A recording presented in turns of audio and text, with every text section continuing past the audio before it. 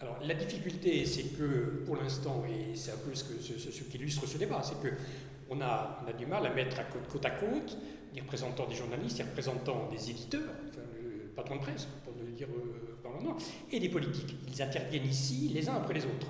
Donc à un moment donné, il faut que quelqu'un prenne l'initiative, comme je le disais, d'appuyer sur le bouton pour savoir quelle forme pourra prendre. Est-ce que ce sera, comme le suggère le SNJ, une autorité qui sera, enfin, ou une instance, pardon, accolée à la commission de la carte, qui est un organisme professionnel, qui va donner le sentiment que c'est les professionnels de la profession qui vont s'emparer de ces questions.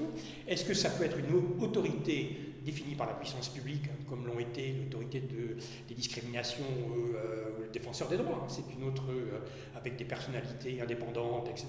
Est-ce que ça nécessitera un passage par la loi, le règlement, etc. Bon, pour l'instant, personne n'est à même de pouvoir le dire. Il avait été question d'instiller de la déontologie, notamment les conseils de presse, via l'attribution des aides à la presse, mais comme son nom l'indique, ce sont les aides à la presse, ça ne concerne pas l'audiovisuel, donc tout ça est un peu complexe.